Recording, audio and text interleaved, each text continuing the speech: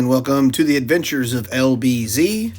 I'm the host, Lance Collins, and if you are new to this channel, please consider hitting the subscribe button. Also, if you like this video, hit the like button. In today's video, we're going to be building a 2022 Honda Crf125f. Stay tuned. And if you're new to these videos, I do not play the background audio. I got too many radios going on in the background, and for people's privacy, so that I can keep doing these videos at work, I play some music in the background and do a voiceover.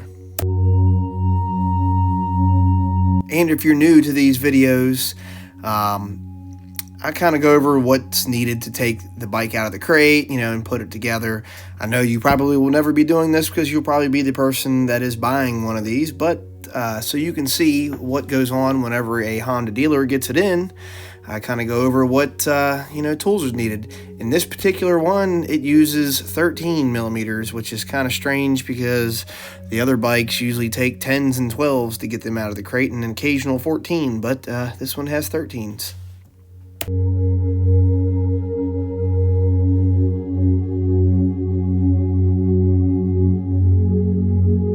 If you're new to this video series, you'll notice I throw a lot of the crate bolts into a box that I have on that one stand. I actually the other day just pulled that box out and replaced it with another box. That box weighed about 150 pounds is what it ended up weighing, full of just 10 millimeter, 12 millimeters, occasional 14s, some spacers and stuff out of crates, but pretty much all the stuff that we get in on these crates when we're taking them apart as far as the hardware goes, I was throwing in that box.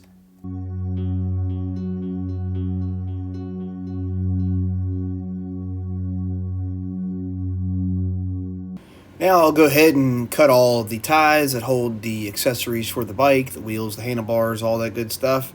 Get it laid out, make sure everything that is supposed to be in the boxes and is there, and there's nothing that's damaged.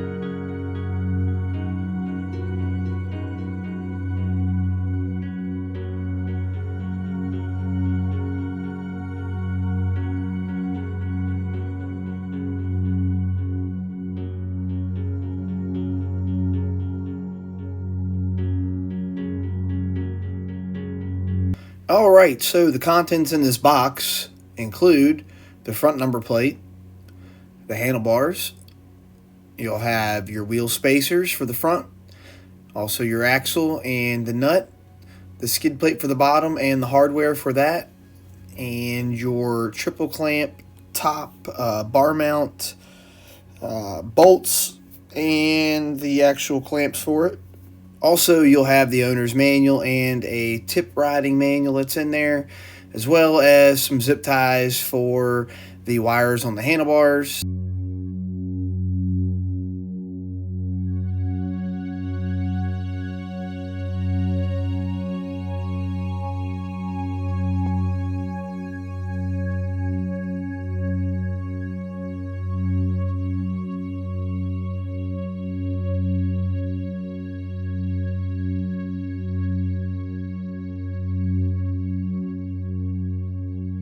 Now I'll go ahead and lay out some of the other hardware, grab the handlebars out and the clamps with the bolts. We'll go ahead and loosely put these handlebars on there. I usually go back and tighten these after I've finished installing the rest of the accessories onto the handlebars.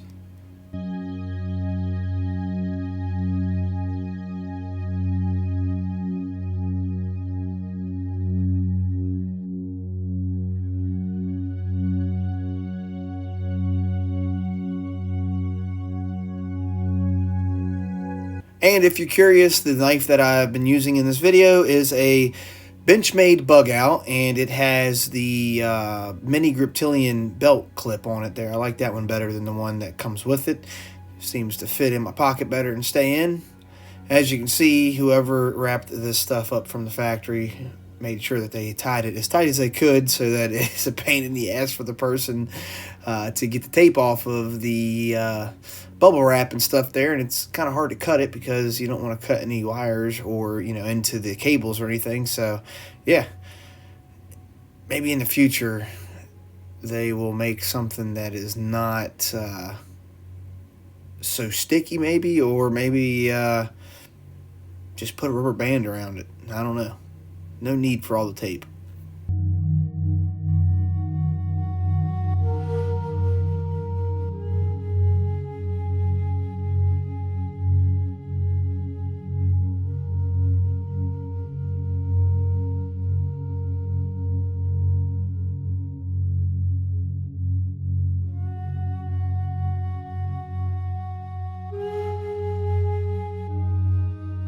And if you're curious, the throttle mechanism on these Crf125s are held on with Phillips screws.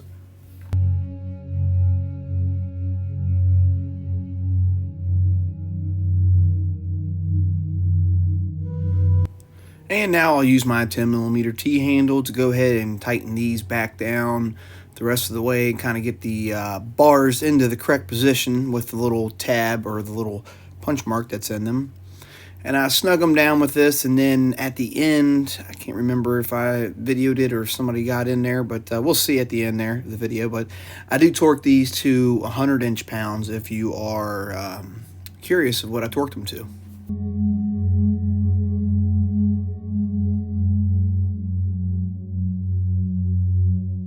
Now it's time to install the front brake master cylinder. It's got two 8mm bolts that hold it on there. And on the actual back side of the clamp, it has an arrow that points up, so that tells you which way the clamp goes. And the same with anything else on the handlebars. There's a little punch mark on the handlebar where you line that up to put it into a stock position. You know, people change them and put them in different positions when they get it and customize it for themselves, but that's where we have to set them so that all the bikes, when they roll out, are exactly the same. And as any bolt that I put on here, I go back and I torque these final at the end, and they are 84 inch-pounds is what I torque them to, if you're curious.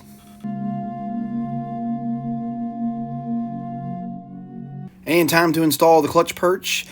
Just like the other side, you'll be able to see on the screen here in a second, there is a little white or a little punch mark that is on the handlebar that you can see now. You line that up with the back side. There's two 8mm around the half moon clamp on the other side. You install those. The final torque of those are also 84 inch-pounds. This one's kind of a pain in the butt because it's got a really long metal adjuster, essentially, that is bent at a 40 degree, 35 or 40 degree angle there, and you got to get it positioned just right, or you can't get the front number plate and stuff onto the bike, or it binds up whenever you get the handlebars at a lock on one way or the other. So it's a little trickier than the rest of them, but as you can see, I got it now, and I'm putting the 8mm in, and I'll go back in and torque them at the end.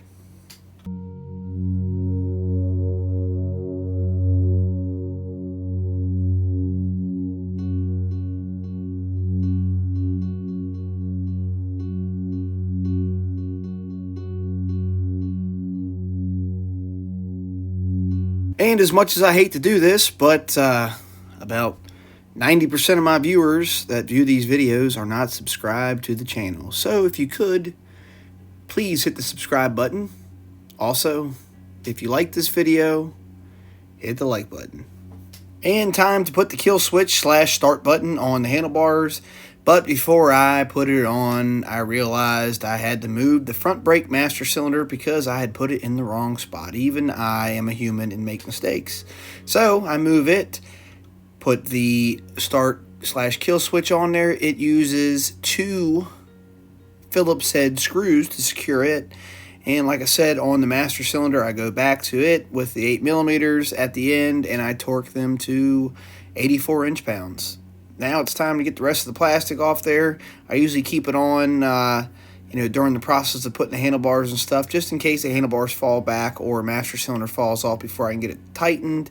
And I don't want it to damage the plastics or anything, because they don't cover it once you've already started opening the crate on them and you haven't covered or claimed a freight damage on anything, which doesn't happen all the time, but I mean, everybody's human, so it does happen sometimes.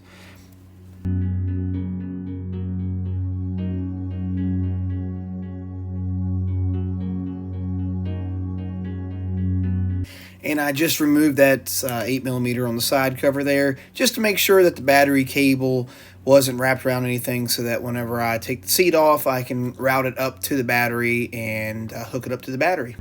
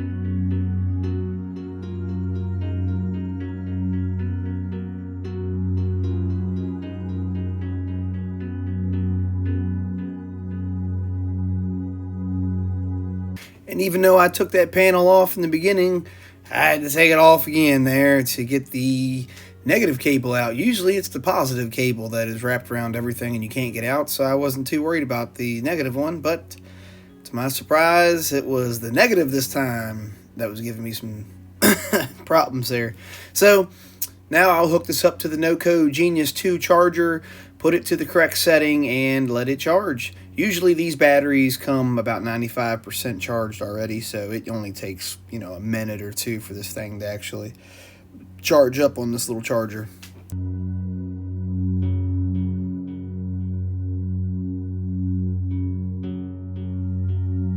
Now it's time to install the front fender. As you can see, I put the 4 spacers that have a built-in washer on the top side of the fender.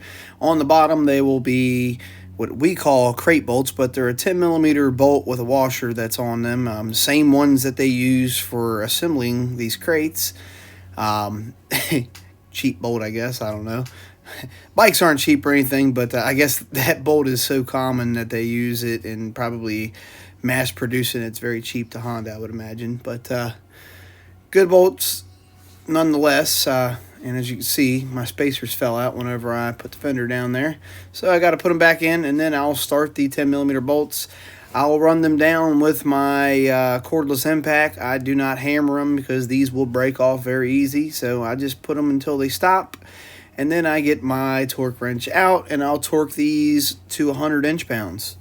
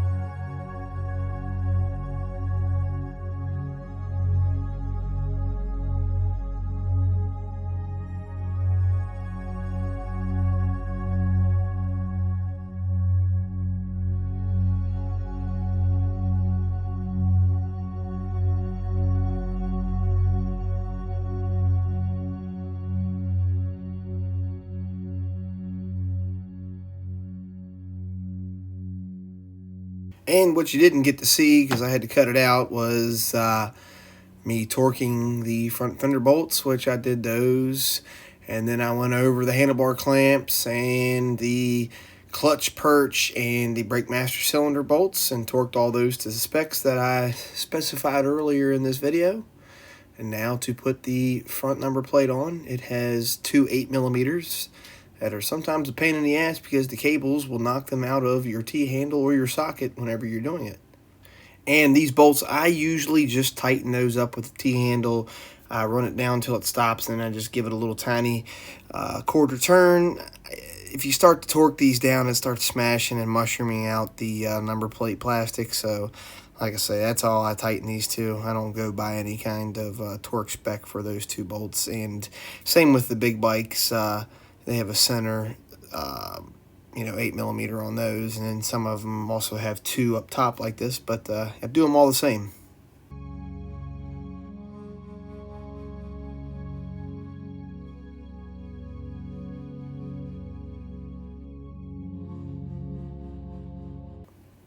Drop it once and it's okay, but man, when you drop it like 3 times, you start to get pissed off. It just kind of sucks because all the cables and everything are in the way, and my little magnet that's in the inside of that T-handle is not like those bolts. I guess they're not magnetic, or they have some kind of coating to keep them from sticking to the magnet.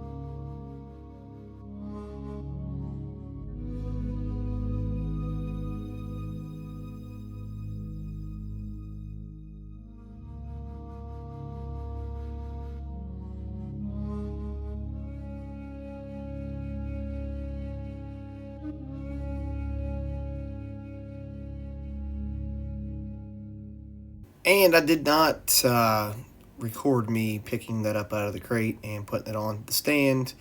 As soon as I picked it up and I looked up, there was another person in the frame, so I had to cut that whole section of the video out, which sucks, but that is what it is. So what I'm going to do now is install the front tire. As you can see, I put the 2 front spacers in. They are all the same. I'm lubing the axle up with some Honda rust penetrant. I don't use anti-seize. If you watch my other videos with the off-road dirt bikes, it just collects dust right there at the wheel spacers and tears the seals up, which tears the bearings up. So I just put some penetrant on there so that it doesn't corrode or seize on the inside whenever you go to pull it out, because eventually with these little bikes here, you're going to get dirt past the spacer and into, past the seal and into the bearing. Either way, because it's inevitable, especially if you're running this thing through a lot of mud and dirt and stuff. But now I'm going to go ahead and tighten this wheel up. I go back at the end and torque these. I can't remember off the top of my head right now what I torqued them to, but they do get torqued, not just hand tight torqued.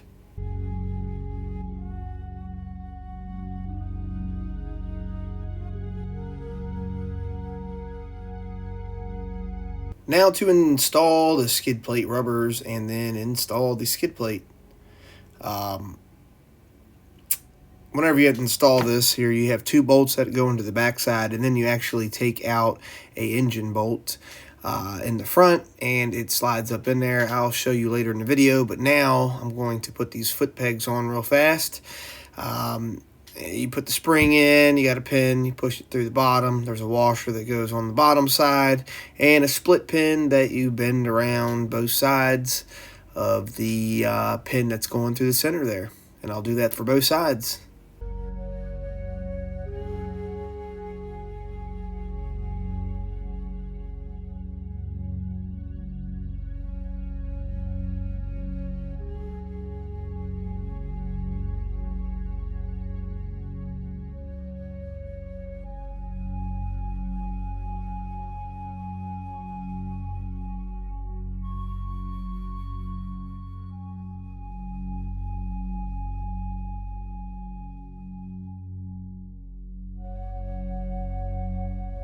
and I actually had to cut a big section of this video out as I was putting the foot pegs, split pins in. I had somebody else walk into frame that did not want to be on camera, so I finished what I was doing because I'm flat rate and I don't want to lose a whole bunch of time. Went ahead and installed, those foot pegs things on there, got the battery in, and I just tightened up the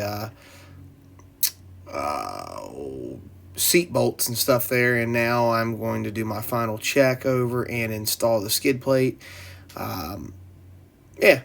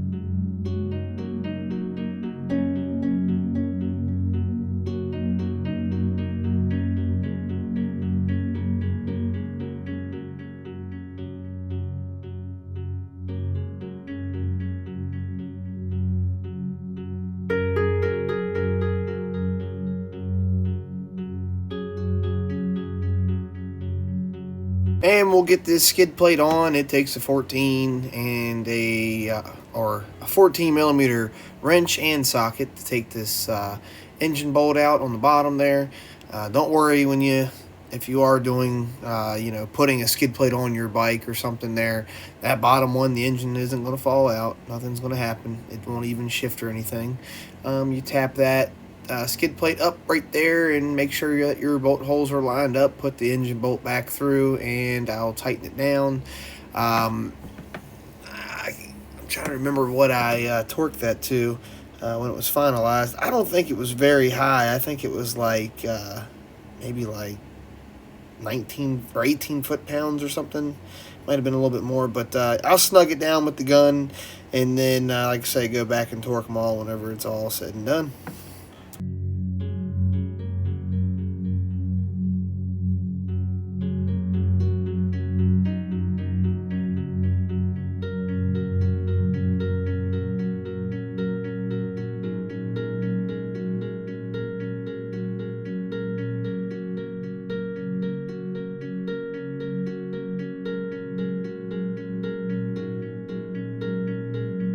Now time for a final walk around. I've checked the oil, set all the tire pressures. Some of that stuff, like I said, doesn't get shown in here because I got to work around the people that I'm working with, so they're not always in frame. But kind of hard too, man. Sometimes it gets annoying whenever you're, whenever I'm videoing this. I might be videoing a spot on the bike, and directly behind what I'm videoing is, one of the other employees or technicians or something there. So just note that I have to constantly shift. If it looks weird when I'm like putting something together, it's because I have to move around so that I don't have them in frame. All right, this is the 2022 Honda CRF 125F. I'm going to do a quick test ride on it here. Your controls are just like the previous year. You got your brake and your clutch, kill switch and start button. This bike also has a kickstart, no headlight or tail light or turn signals or anything like that. Key is up here. It is fuel injected. Let's go for a ride.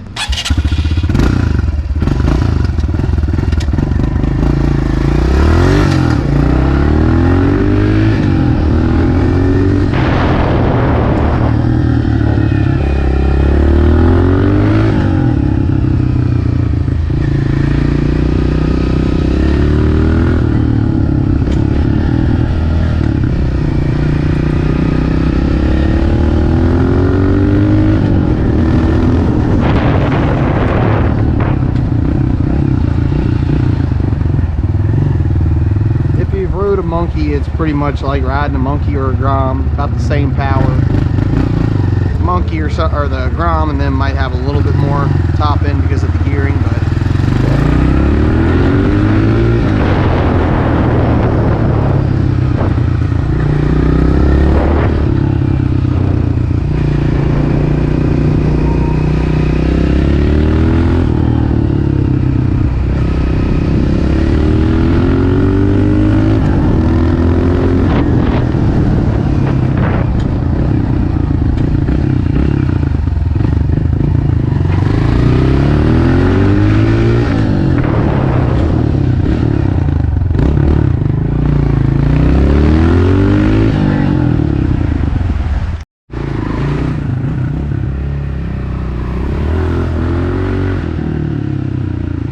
And that's going to be it for today's video.